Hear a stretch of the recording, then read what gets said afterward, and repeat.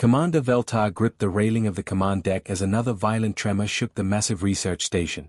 Through the reinforced viewing ports, the dying star pulsed with an angry orange glow, its surface writhing like a living thing in its final death throes. Each solar flare sent waves of deadly radiation washing over their position, and their shields were failing faster than the engineering teams could compensate. "Radiation levels now at 400% of safe limits and climbing," announced Lieutenant Blake from the sensor station, his four-armed Villani frame hunched over the glowing displays. "At this rate, we'll have complete shield failure in 6 hours." Veltar watched the tactical hologram floating above the command center. 50,000 civilian researchers, families, and evacuation refugees were packed into the station's core sections, the only areas still protected by their weakening barriers. They had been conducting peaceful evacuation operations for the outer colonies when the star's collapse accelerated beyond all predictions. "Sir, incoming transmission from Admiral Korth's evacuation fleet," called Communications Officer Riley from her station. The young Villani's voice carried barely concealed panic. "Put it through." The hologram flickered to life, showing Admiral Korth's weathered face. Behind him, emergency lights bathed his ship's bridge in red. "Veltar, I'm sorry. We've lost 3 more vessels trying to reach you. The radiation is literally melting our hull plating. My chief engineer says another approach would be suicide." Veltar felt his heart sink. How long until coalition reinforcements arrive? 18 days minimum. The nearest fleet with proper shielding is dealing with the Rigel crisis. Korth's expression was grim. "I'm under orders to maintain safe distance. We can't risk losing more ships." The transmission ended, leaving the command deck in stunned silence. 18 days. They wouldn't last 18 hours at the current rate of shield degradation. "Options, people," Veltar demanded, turning to his senior staff. Chief Science Officer Owen stepped forward, his tablet displaying endless scrolling data.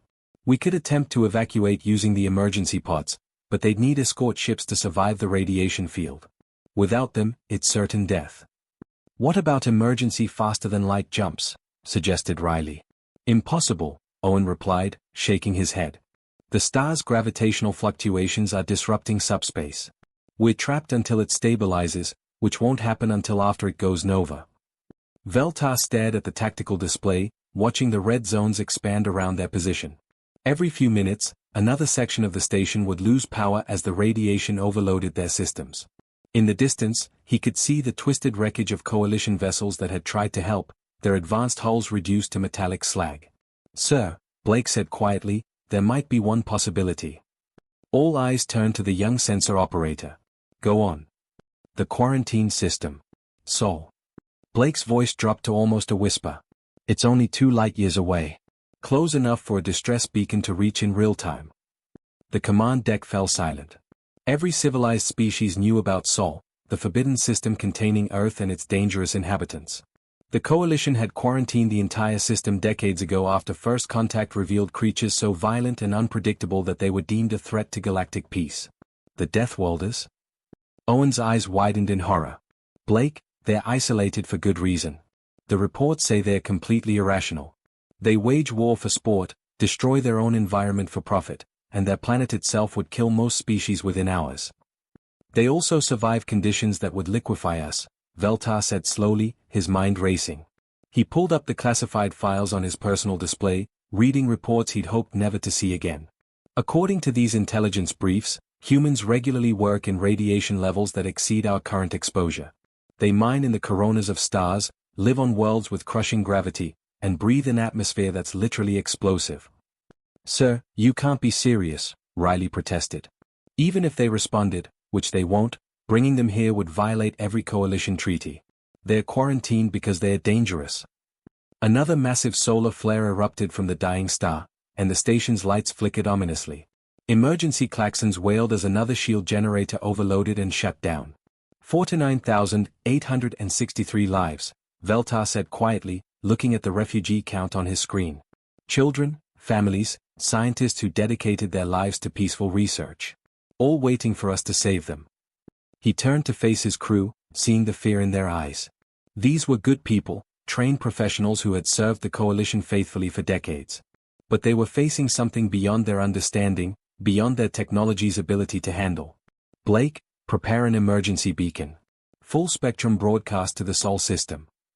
Veltar's voice was steady despite the chaos around them. If we're going to die anyway, we might as well try the impossible. Sir, what should the message say? Blake asked, his fingers hovering over the communications array. Veltar looked once more at the refugee count, then at the expanding radiation cloud that would soon cook them all alive. Keep it simple. 50,000 lives in immediate danger. Lethal radiation levels. Coalition forces unable to assist. Include our coordinates and current sensor readings. As Blake transmitted the desperate plea into the void, Veltar wondered if they were making a terrible mistake. But as another explosion rocked the station and the lights dimmed further, he realized they had no choice left. Somewhere in the darkness between stars, their message raced toward Earth at the speed of light, carrying the hopes of 50,000 souls who had nowhere else to turn. Captain Mike Harrison was directing the loading of medical supplies onto his cargo hauler Iron Eagle when the priority alert screamed across every communication channel in the Sol system. He paused mid-sentence, watching the holographic display materialize above Lunar Station's docking bay. The alien message was simple but desperate. 50,000 beings trapped by lethal radiation from a dying star. Mike whistled low as he read the sensor data attached to the distress call. "Hey Tony, come look at this," Mike called to his chief engineer, who was supervising the cargo bay robots. Tony Chen wiped grease from his hands and jogged over, his magnetic boots clanking on the metal deck. "What's got you so interested, Captain?" "First official contact with the galaxy, and they need our help." Mike gestured at the radiation readings. "Look at these numbers." Tony's eyes widened, then he started laughing. "Are you kidding me? They're calling this lethal? I've worked in worse conditions fixing the solar collectors at Mercury Station." Before Mike could respond, his communications array lit up like a Christmas tree. Every ship in the system was suddenly talking at once. "Iron Eagle, this is Captain Beth Walker on the mining vessel Wolverine came a familiar voice. Beth had been Mike's academy classmate 15 years ago, before she'd gone into deep space mining. "You seeing this alien SOS?" "Reading it now, Beth. What's your location?" "Just finished a 6-month stint harvesting helium from Jupiter's radiation belts. My crew's still suited up and ready to go." Beth's voice carried that particular mix of excitement and determination Mike remembered from their training days. "These aliens think this radiation level is deadly? Hell, we use worse than this to power our coffee makers." Mike was about to respond when Admiral James Ross cut into the channel. The old warhorse's gruff voice commanded immediate attention from every vessel in the system. "All ships, this is Admiral Ross aboard the Defiant Star. We've received an official distress call from what appears to be a legitimate alien civilization. I'm authorizing immediate humanitarian response under Emergency Protocol 7. Mike felt his pulse quicken. Emergency Protocol 7 meant all military and civilian vessels were now under unified command for rescue operations. It hadn't been used since the Titan colony disaster. "Iron Eagle ready to depart, Admiral," Mike reported, watching as Tony's engineering teams doubled their loading speed.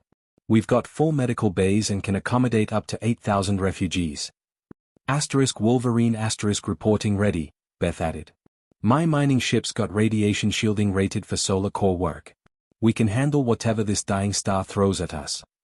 The communications board exploded with confirmations. Captain Danny Phillips of the passenger liner Golden Dawn volunteered his entire ship despite having only just returned from the Centauri route. The construction crew aboard Hammertime offered their industrial equipment for any heavy lifting needed.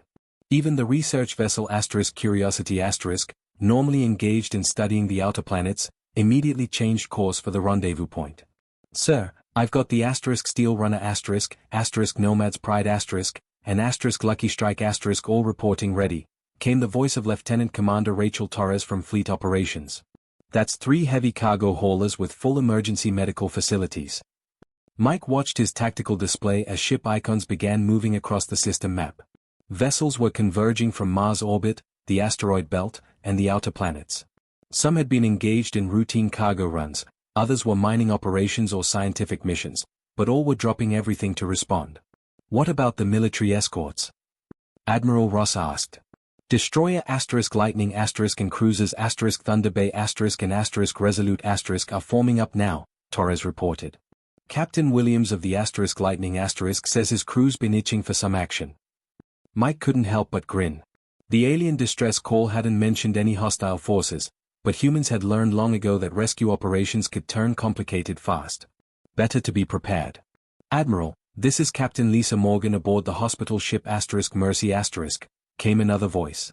We were conducting training exercises near Europa, but we're fully stocked and ready for mass casualty operations. How many total vessels can we deploy? Ross asked. Mike watched the numbers climbing on his display as ship after ship confirmed readiness. 4 to 7 vessels confirmed and ready to depart, Admiral. We've got cargo haulers, mining ships, passenger liners, construction vessels, and full military escort. Total refugee capacity approximately 150,000 beings.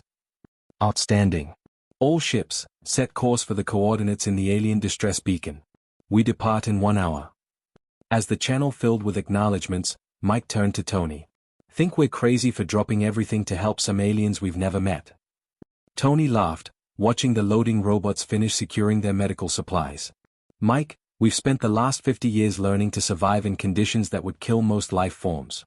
Now we finally get to use those skills to actually save people instead of just making money.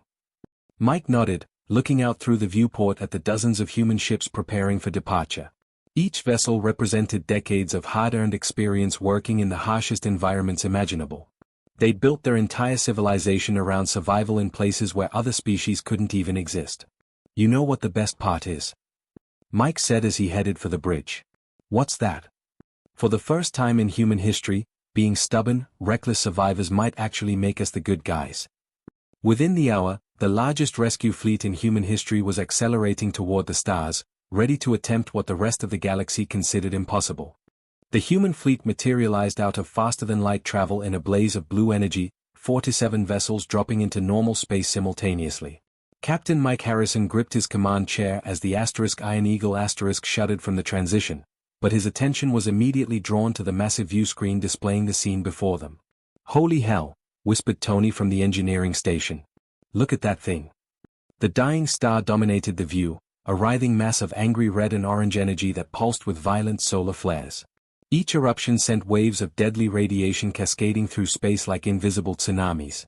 The star's surface bubbled and twisted as it consumed itself, preparing for the final collapse that would turn it into either a neutron star or black hole. Captain, I'm reading radiation levels that are off the charts, reported Navigation Officer Kelly Brooks, her fingers dancing across the sensor controls. This stuff would cook most ships in minutes. Most ships aren't built by humans, Mike replied, studying the tactical display. Scattered around the system were the twisted remains of Coalition rescue vessels, their once sleek hulls now looking like melted plastic toys. The advanced alien technology had simply liquefied under the star's assault. There's the station, Tony called out, pointing to a massive structure barely visible against the star's glare. The alien research facility was enormous, easily 10 times larger than Lunar Station, but it was clearly dying. Sections of its hull glowed cherry red from radiation exposure, and emergency lights flickered weakly along its length. Iron Eagle to Harmony's light *. Mike broadcast on the emergency frequency included in the distress beacon. This is Captain Harrison of the Human Rescue Fleet. We're here for pickup. Transmit evacuation coordinates. The response came immediately, filled with desperate hope and disbelief. Human vessels, this is Commander Veltar. Please maintain safe distance. The radiation levels will kill you in minutes. Your ships cannot survive this environment. Mike glanced at his crew, who were all grinning despite the deadly situation. Commander, we appreciate the warning, but we've got this handled. Kelly, what are our radiation readings compared to standard operations? Kelly checked her instruments. About 60% of what we faced during the Mercury solar storm cleanup last year. Well within normal operating parameters. Over the fleet communication channel, Captain Beth Walker's voice crackled with amusement. Commander Veltar, this is Captain Walker of the mining ship Wolverine Star. My crew just finished 6 months harvesting helium directly from Jupiter's radiation belts. Compared to that, this is like a relaxing vacation. Through the viewscreen, Mike could see the Wolverine moving closer to the station, its blocky industrial hull designed for exactly these conditions. Beth's ship looked nothing like the sleek Coalition vessels whose wreckage littered the system. Where alien ships prioritized speed and elegance, human vessels were built like tanks, every surface reinforced and shielded. Captain Harrison, came Admiral Ross's voice over the command frequency. I'm deploying the fleet in standard rescue formation. Medical ships to establish triage stations, cargo haulers for mass evacuation, mining vessels to clear any debris. Mike watched as the human ships spread out with practiced efficiency. The hospital ship Mercy took position near the station's medical bay, while construction ships began moving towards sections that showed structural damage. Everything looked routine, like they were responding to a mining accident in the asteroid belt rather than facing conditions that had destroyed multiple alien rescue attempts. "Sir," Kelly reported, "I'm getting massive energy readings from that star. It's building up to another major flare. All ships, incoming solar event," Admiral Ross broadcast. "Take standard precautions." Mike watched in fascination as the human fleet responded. Ships didn't retreat or raise emergency shields. Instead, they simply adjusted their positions slightly and continued operations. When the flare erupted minutes later, sending a wall of deadly energy racing through space, the human vessels barely noticed. On the alien station, Commander Veltar was staring at his sensors in complete disbelief. "How are they doing this?" he asked his science officer. "Our most advanced shields couldn't handle half this radiation level." "Sir, I'm analyzing their hull composition," reported Science Officer Owen, his forearms working frantically at his console. "It's primitive by our standards, but incredibly robust. They're using simple ablative armor and magnetic deflectors, but in combinations we never considered." "Look at this," called Communications Officer Riley from her station. "The humans are actually working outside their ships in protective suits. In conditions that would instantly kill us even with our best equipment." Through the station's observation ports, the Vellani crew watched human spacewalkers moving between ships, connecting transfer tubes and setting up evacuation equipment. Their movements were casual, efficient, like they were performing routine maintenance rather than working in a deadly radiation storm. Harmony's Light *, this is Captain Danny Phillips aboard the passenger liner Golden Dawn *, came another human voice. "We're ready to begin evacuation of civilian families. My ship's entertainment decks have been converted to refugee quarters. We can take 8,000 beings comfortably." Commander Veltar realized he was witnessing something unprecedented. These humans weren't just surviving conditions that had destroyed coalition fleets, they were treating it as standard operating procedure. Their ships moved through the radiation field like fish through water, completely in their element. "All human vessels," Veltar transmitted, his voice filled with wonder and gratitude. "This is impossible, but we're ready to begin evacuation procedures. And thank you. You're saving lives that our own people couldn't." Mike Harrison smiled as he watched the rescue operation swing into full gear. "Commander, this is what humans do. We go where others can't, and we bring everyone home."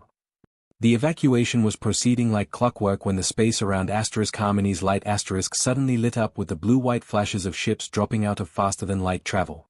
Captain Mike Harrison was supervising the transfer of Vellani families to the Iron Eagle's cargo bays when his tactical officer shouted a warning. "Captain, we've got multiple contacts. 26 vessels, coalition military configuration." Mike's blood ran cold as he recognized the sleek, predatory shapes materializing around them. These weren't rescue ships, they were warships, their hulls bristling with weapons and their formation clearly hostile. "All human vessels, this is Admiral Kethran of the Coalition Enforcement Division," came a harsh voice over the emergency channel. The alien admiral's tone carried the authority of someone used to absolute obedience. "You will cease all operations immediately and withdraw from this system."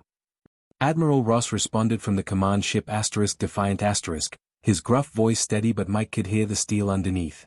"Admiral Kethran, this is a humanitarian rescue operation. We're evacuating 50,000 civilians from imminent death. Those civilians are now contaminated by proximity to your kind," Kethran replied coldly. "We cannot allow them into civilized space. They will be quarantined indefinitely or destroyed to prevent the spread of your influence." Mike felt his hands clench into fists. Around him, the Iron Eagle's bridge crew exchanged grim looks. They'd been making real progress. Already 15,000 refugees were safely aboard human ships, with families reunited and children who'd been crying with fear now laughing as they explored the strange human vessels. "Sir, the coalition ships are powering weapons," reported Tactical Officer Randy Walsh, his voice tight with controlled anger. "They're targeting both us and the station." "Admiral, there are 50,000 innocent people here," Admiral Ross transmitted, his voice carrying a warning that any veteran would recognize. "We're not leaving them to die." "Then you will be destroyed along with them," Kethran threatened. You have 60 seconds to withdraw or we will open fire. The response was immediate and decisive. Without waiting for orders, every human ship in the rescue fleet began moving. But instead of retreating, they formed a protective barrier around Harmony's light asterisk, placing themselves between the Coalition warships and the helpless station. Mike watched his tactical display as 47 human vessels, cargo haulers, mining ships, passenger liners, and military escorts, arranged themselves in a defensive formation that would have made any military academy instructor proud. Coalition fleet, this is Captain Harrison to Admiral Kethran, Mike transmitted, surprised by how calm his own voice sounded. Years of working in deadly conditions had taught him that panic got people killed. You want to start something, you'd better be prepared to finish it. You're outnumbered 2-1, Kethran sneered. Your primitive ships cannot stand against Coalition military technology. Captain Beth Walker's voice cut across the channel with deadly humor. Admiral, you just spent the last hour watching our primitive ships work in conditions that melted your fancy rescue vessels like butter. You sure you want to test how well they handle combat? The Coalition Admiral's response was to open fire. The first salvo of energy beams lanced out from the Coalition fleet, targeting the mining ship Wolverine Star. But the weapons that should have punched through any normal hull simply splashed against Beth's reinforced armor plating, designed to withstand the crushing pressures and radiation of gas giant atmospheres. Is that it? Beth transmitted, her voice filled with genuine amusement. My shields didn't even notice that. The human response was swift and devastating. The destroyer Lightning opened up with railgun batteries that had been designed for asteroid mining but worked just as well against enemy hulls. The construction ship Hammertime deployed industrial cutting lasers that could slice through solid rock, now focused on Coalition weapon systems.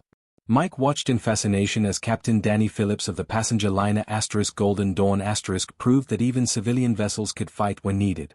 The ship's cargo handling systems launched clouds of metal debris at high velocity, creating a defensive screen that confused Coalition targeting systems. Sir, 3 Coalition vessels are showing critical damage, Randy reported, his voice filled with professional satisfaction. Their weapons can't penetrate our industrial-grade armor, but our mining and construction equipment is tearing them apart. The engagement lasted less than 10 minutes. Human ships, built to survive in the harshest environments imaginable, proved that the same engineering that kept them alive in radiation storms and gravitational anomalies made them incredibly difficult to kill in combat. Meanwhile, their industrial equipment, tools designed for moving asteroids and harvesting gas giants, made devastating weapons when turned against enemy vessels. Coalition fleet is withdrawing, Randy announced. 3 ships dead in space, 5 more showing heavy damage.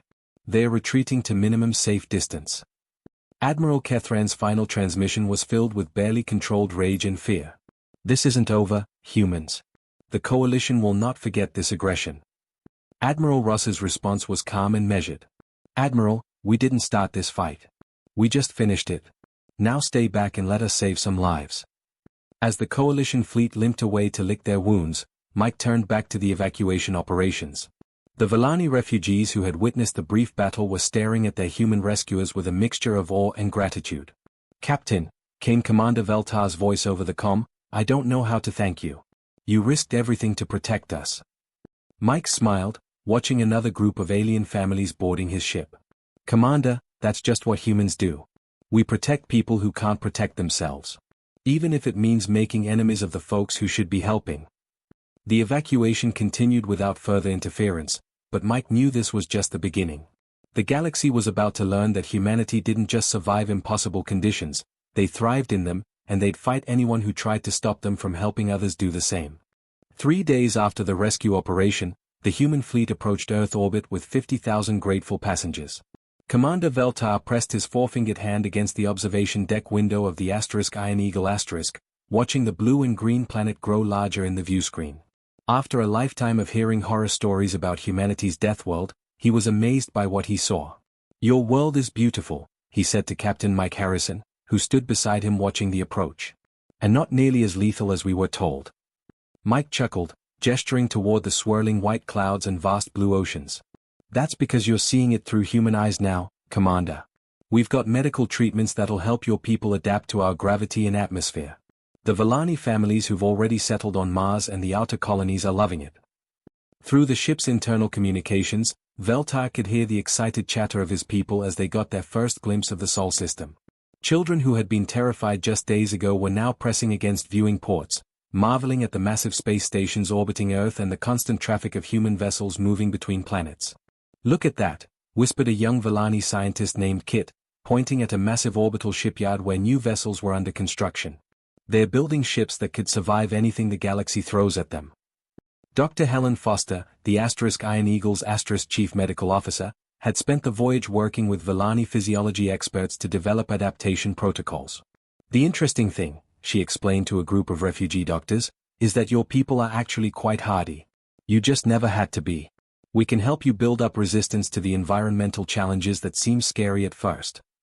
Veltar had volunteered to become the first official alien ambassador to humanity, and the responsibility weighed heavily on him. As their ship docked with Lunar Station, he knew that his reports would reshape how the entire galaxy viewed these remarkable beings. "Commander, incoming priority transmission from the Galactic Communications Hub," announced Communications Officer Riley, her voice filled with barely contained excitement. "You're getting requests from dozens of species." Veltar's eye stalks widened as the messages began flooding in. The Peaceful Traders Guild was asking if humans would escort their cargo ships through pirate-infested sectors. The Botanical Collective wanted help relocating their population from a world being consumed by industrial pollution. The Crystalline Archives were requesting protection while they moved their irreplaceable historical records from a politically unstable region. "Captain Harrison," Veltar said, reading through the messages, "it seems word of your rescue operation has spread faster than we expected." Mike nodded, looking over the list of requests on his personal tablet. "Admiral Ross warned me this might happen. Turns out when you're the only species in the galaxy willing to fly into radiation storms to save people, others start paying attention." A priority message from the Coalition High Command appeared on the screen, its tone markedly different from Admiral Kethran's threats just days earlier. The official statement acknowledged humanity's exceptional humanitarian efforts and requested formal diplomatic discussions about reassessing previous restrictions on human expansion. "The Coalition won't like this new situation," Veltar observed, watching as more human ships arrived to help process the refugees. "They've spent decades building their authority on the idea that they know what's best for everyone." "The Coalition can learn to deal with it," Mike replied, his voice carrying the quiet confidence Veltar had learned to associate with humans facing impossible odds. "Earth doesn't abandon people in need. That's just who we are." Down in the cargo bays, Vellani families were getting their first taste of human hospitality. The crew had converted unused storage areas into temporary living spaces, complete with entertainment systems showing Earth documentaries and food processors programmed with Vellani dietary requirements. "The humans gave us toys," a young Vellani child told her mother in wonder, holding up a simple magnetic building set. "And they said we can keep them when we get to our new home." Captain Beth Walker had docked her mining ship Wolverine nearby, and was personally helping Vellani engineers understand human industrial technology. "See, the trick isn't avoiding dangerous conditions," she explained to a group of fascinated scientists. "It's building tools and ships that can work with those conditions instead of fighting them." As the days passed, reports began filtering back to the galactic news networks. The story wasn't about dangerous Deathworlders breaking quarantine, it was about protectors who had crossed the void itself to help those in need. Images of human crews working tirelessly to make their alien passengers comfortable spread throughout civilized space. Dr. Foster's medical team was already working on long-term adaptation programs. "Within 6 months, your people will be able to visit Earth's surface safely," she told Veltar during a briefing. "Within a year, they'll be able to work in conditions that most galactic species consider lethal." The transformation wasn't just physical. Veltar watched as his people's attitude shifted from grateful refugees to eager participants in humanity's expansion into space. They brought knowledge of galactic politics, trade routes, and alien technologies that would prove invaluable to human civilization. "Commander," Mike said as they watched Earth rotate slowly beneath them, "you said something earlier about us being protectors. I think you were right. We've spent so long learning to survive that we forgot we could use those skills to help others survive too." Admiral Ross's voice came over the ship's communication system, addressing all human vessels in the system. "All ships, be advised we're receiving formal requests for assistance from 43 different species. It looks like our quarantine days are officially over." Veltar felt his heart swell with hope as he looked out at the bustling activity of human space. Ships were already being retrofitted for rescue operations, diplomatic missions, and escort duties. The galaxy was about to discover what humans had always known, that survival meant protecting not just yourself, but everyone who needed help. The quarantine was over, but humanity's real journey was just beginning.